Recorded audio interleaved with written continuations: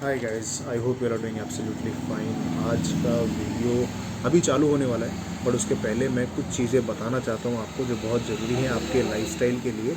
अगर आप उनमें से हैं जो अभी वर्कआउट स्टार्ट नहीं किए हैं तो प्लीज़ प्लीज़ अपना ध्यान रखें और वर्कआउट चालू करें, no matter what is your age. आप मेल हो फीमेल हो, आपकी एज क्या है, आप जो भी हो, आपको वर्कआउट करना बहुत ज़रूरी है। Start working out today itself. आज से चालू करिए, कल करूँगा परसों करूँगा ये चीज़ नहीं सोचना है आपको, आपको आज ही से काम करना है वर्कआउट को लेकर, राइट। आज का जो टॉपिक हमारा होने वाला है वो है थायराइड के बारे में। तो हम mainly hyper and hypothyroidism, there are two types of thyroids that we need to discuss, जो हम आगे वीडियो में करेंगे। बट उसके पहले मेरे को एक चीज़ आपको समझानी है थायराइड के बारे में।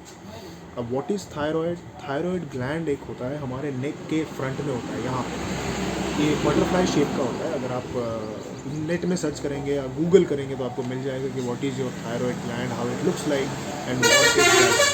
तो thyroid gland is responsible for producing thyroid hormones. तो ये ऐसे हॉर्मोन्स हैं जो आपकी बॉडी में एनर्जी रेगुलेशन का काम करते हैं। अगर आपकी बॉडी में एनर्जी रेगुलेट नहीं होगी तो आप ग्रो नहीं कर पाओगे, आपका काम नहीं हो पाएगा, ठीक है।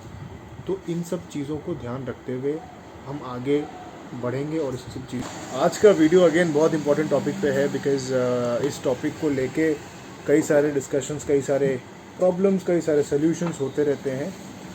काफ़ी कॉमन हो गया आज के टाइम पे। ऐसा नहीं है कि आपका एज कम है या आप पतले हो या आप मोटे हो, उससे कोई मतलब नहीं पड़ता। बट ये दोनों चीज़ें कहीं ना कहीं आपको भी है, और अगर नहीं है तो बहुत अच्छी बात, पर अगर है तो इसको टेक केयर करना बहुत ज़रूरी है।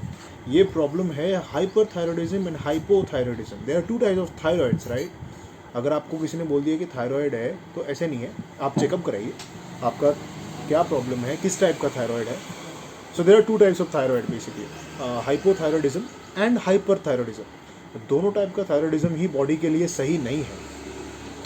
So starting off with hypothyroidism, ठीक है। अगर आप अपना थायराइड ग्लैंड, आपको पता है कहाँ पर होता है, यहाँ पे होता है, आपका यहाँ होता है थायराइड ग्लैंड। कोई भी मैल फंक्शन के कारण आपके ग्लैंड में आपको हाइपर या हाइपोथायरॉयडिज्म वाली प्रॉब्लम हो सकती है। हाइपोथायरॉयडिज्म में आप मोटे होने लगते हो और हाइपर थायरॉयडिज्म में आप पतले होने लगते हो।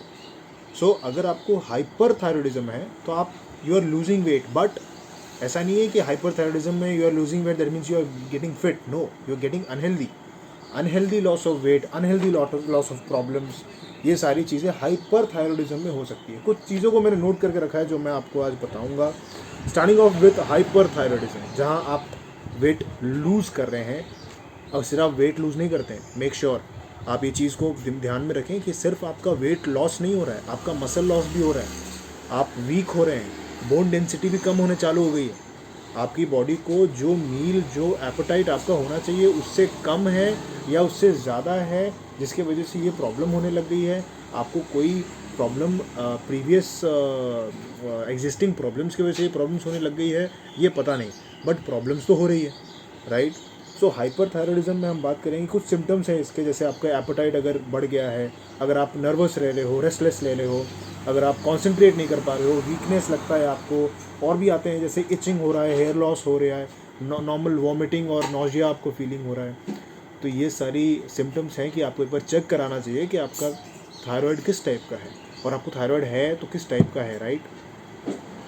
अब बात आती है, अगर आपको हाइपर थायरॉयडिज्म है तो आप उसको कैसे, किस तरीके से ट्रीट करेंगे। तो अब डिपेंड ये करता है कि आप कितना ज़्यादा प्रॉब्लम हो रहा है आपको। तो आप किसी न किसी सोल्यूशन को अगर आप पकड़ें तो आपको किसी न किसी न्यूट्रिशनिस्ट को हायर करना चाहिए। आप किसी न्यूट्रिशनिस्ट को अपॉइंट करिए अपने लिए, कि जो आपको डाइट बना के दे। वो आपको इस तरीके का डाइट बना के देंगे जिस तरीके का डाइट सिर्फ आपके लिए अच्छे है। मतलब in general diet will not work for you, you have to work on getting some specific diet for you, right? Because you are into some kind of problem, right? तो नॉर्मल डाइट से नहीं होगा। पहली चीज़ जो एक hyper thyroidism के patient को करनी है वो है कि आपका जो कैलोरी रिक्वायरमेंट है वो बढ़ चुका है, तो आपको कुछ ज़्यादा खाना है, ठीक है। अगर आप वही खाना पीना रखते हो और आप हाइपर थायरॉयडिज्म में प्रॉब्लम हो तो आप और वेट लॉस करने लग जाओगे, तो कैलोरी रिक्वायरमेंट बढ़ा देना है।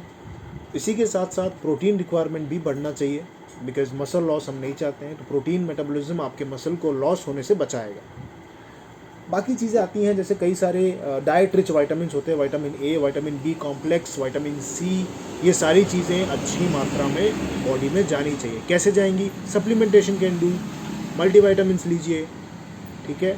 अदरवाइज विथ लॉन्ग टर्म क्या होगा ना, प्रॉब्लम होना चालू हो जाएगी, ज़्यादा बड़ी बड़ी प्रॉब्लम्स होंगी। और भी जैसे कई सारे पॉइंट्स मैंने नोट किए, जैसे कैल्शियम एंड फोस्फोरस आपको अच्छे क्वांटिटी में चाहिए, दूध पीना बहुत ज़रूरी है, मिल्क, अगर आप लैक्टोज इंटॉलरेंस भी हैं इसके साथ साथ तो भी आपको किसी भी तरीके से अपना कैल्शियम रिक्वायरमेंट पूरा करना है। अगेन सप्लीमेंटेशन करिए, कैल्शियम डालिए बॉडी में। और कई सारी चीज़ें जो एक थायराइड के पेशेंट को ध्यान रखने की है कि प्रोटीन रिक्वायरमेंट 50% से बढ़ा देना है, वो मैंने बता दिया आपको।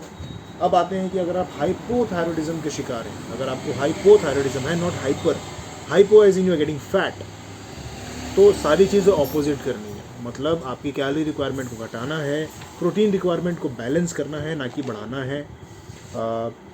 कार्ब्स की रिक्वायरमेंट को भी बैलेंस रखना है, बढ़ाना नहीं है, बिकॉज आप मोटे हो रहे हो, राइट। आपकी जो मेटाबॉलिज्म है वो वीक हो चुकी है। हाइपोथायरॉयडिज्म में मेटाबॉलिज्म वीक हो जाती है, हाइपरथायरॉयडिज्म में मेटाबॉलिज्म फास्ट हो जाती है, it acts very fast. So hypo के बारे में बात हो रही है, राइट।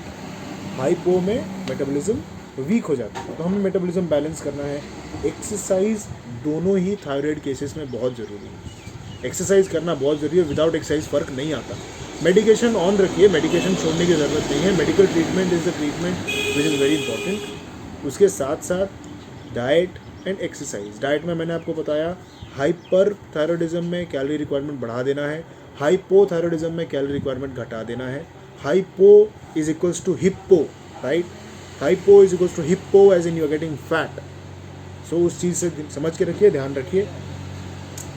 मिनिमम रिक्वायरमेंट्स मीट करने हैं और एक्सरसाइज करना है रेगुलर बेसिस पे, तो मेक श्योर कि इतना तो आप माने, ध्यान रखें। चीयर्स गाइस, कोई भी क्वेश्चन हो कमेंट पे ड्रॉप कीजिए, लाइक करिए, शेयर करिए। मैंने आपको दो चीज़ें समझाई, what is hyper and what is hypothyroidism.